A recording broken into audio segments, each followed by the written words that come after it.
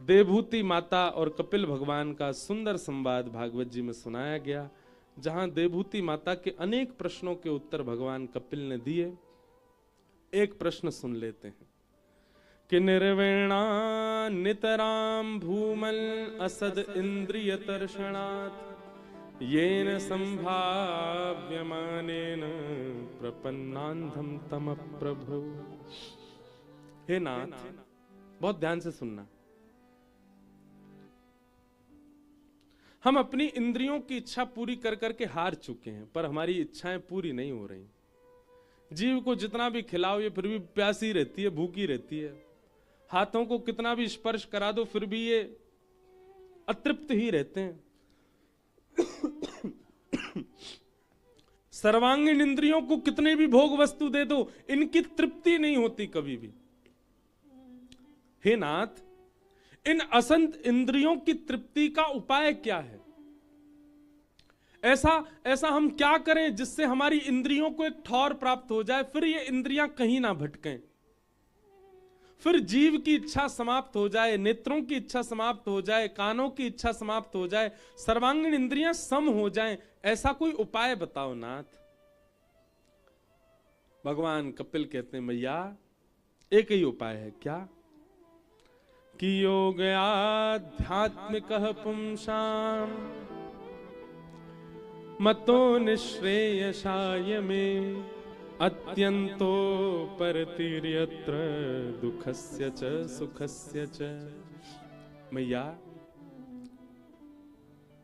इंद्रियां बुरी नहीं है, नेत्र बुरे नहीं है, नाक बुरी नहीं है, जीभ बुरी नहीं है, त्वचा बुरी नहीं है, हाथ बुरे नहीं है। इन इंद्रियों को आप असद मत कहिए, ये इंद्रियां असद नहीं है।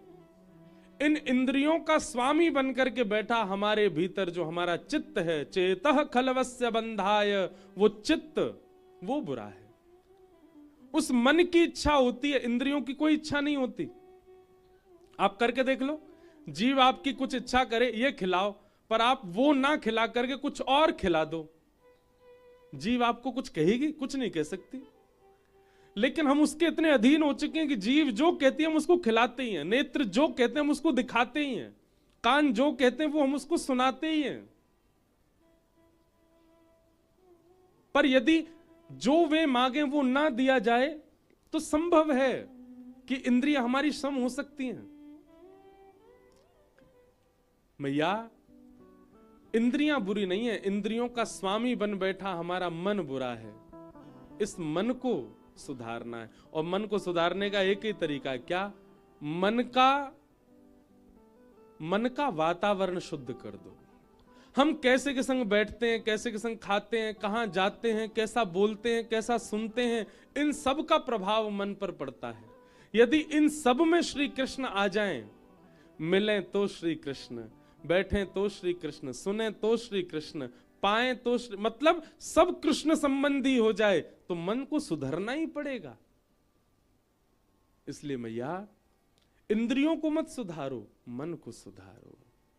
और मन को सुधारने के लिए क्या करना पड़ेगा? सत्संग।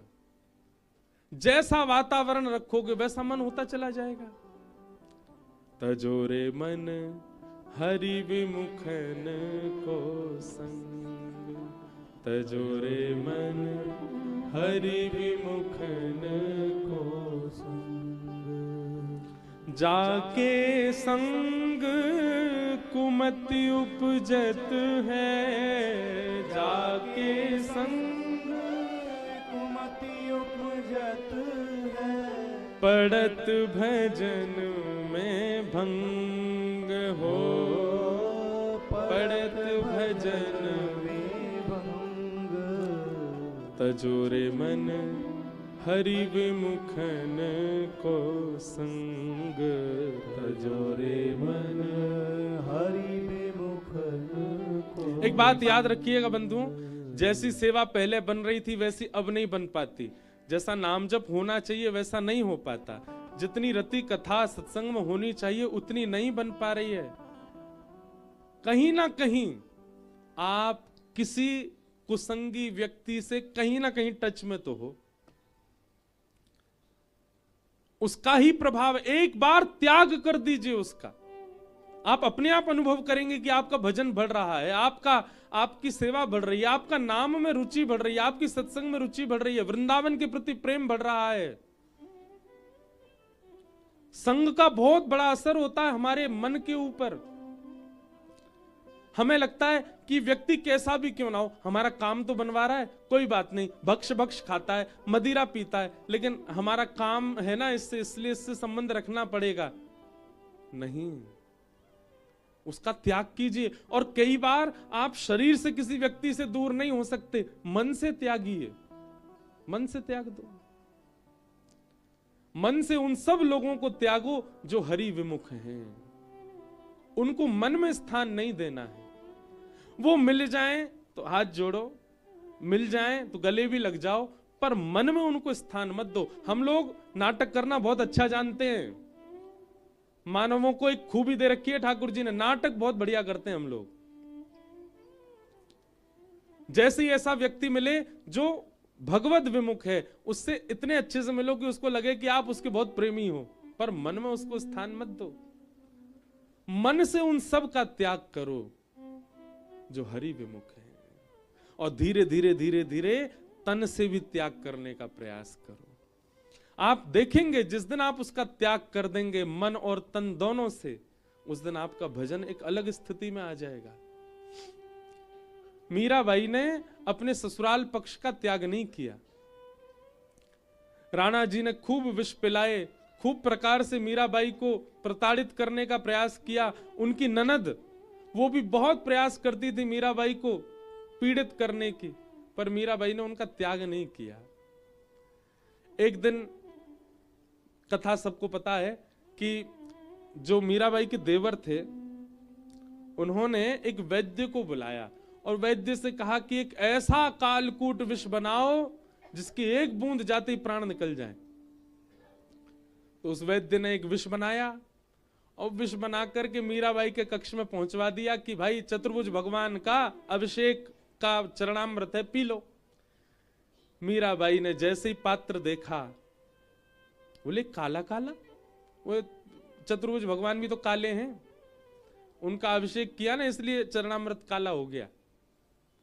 मीराबाई तो अकाल मृत्यु हरणम सर्व व्याधि विनाशकम विष्णु पादोतकम पित्वा पुनर्जन्म न विद्यते।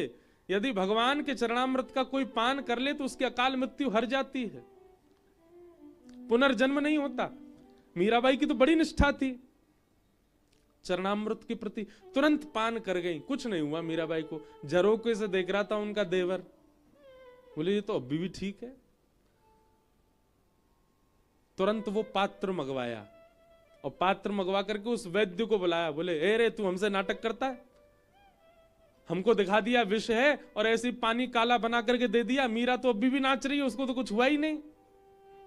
वैद्य बोला हो नहीं सकता, इसके प्रत्येक बूंद में इतना विष है कि कोई व्यक्ति एक बार सूंघ ले तो मर जाएगा। तो राणा ने कहा एक काम कर, इसमें 2 बूंद बचा, तू पी। वैद्य बोला मेरे छोटे छोटे बच्चे हैं। बोला हमें नहीं पता, अगर इस विष में ताकत थी तो मीरा को लगनी चाहिए थी, इस विष में ताकत होगी तो मीरा को लगती, विष में ताकत नहीं है इसने नहीं लगी, तू भी पी ले, मीरा भी तो बच गई। और मुख से विष का वो 2 बूंद जबरदस्ती पिला दिया वैद्य को, और 2 बूंद मुख में जाते ही वैद्य के प्राण निकल गए, नीला पड़ गया शरीर। अब राणा ने तो वैद्य का शव भिजवा दिया उसके घर, लेकिन उसकी पत्नी बच्चे सब महल में आए और मीराबाई के कक्ष के बाहर बैठ के रोने लगे और पूरी बात मीराबाई को बताई। हमारे पति ने विष बनाया आपको पिलाने के लिए, आप तो सही सलामत हो, हमारे पति को पिला दिया, उनके प्राण चले। ये छोटे छोटे बच्चे कैसे बचे हैं? तब मीराबाई ने ठाकुर के सन्मुख बैठकर के पद गाया, हरि जी तुम हरो जनन के पीर, हरि जी तुम हरो जनन के पीर, हरि जी तुम हरो जनन के पीर।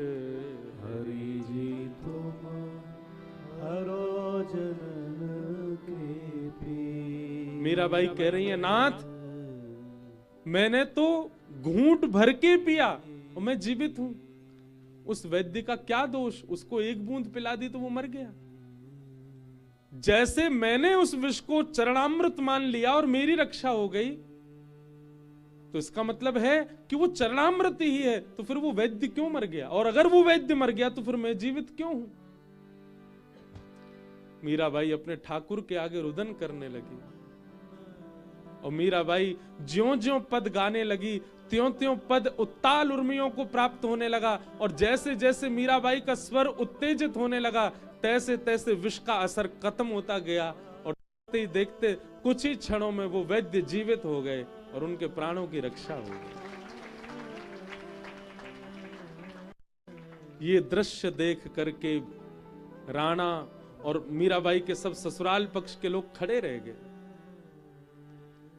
तब मीराबाई ने विचार किया कि अब मेरे तक पीड़ा नहीं है, अब ये मेरी पीड़ा दूसरों तक जा रही है नाथ, अब मैं सहन नहीं कर सकती।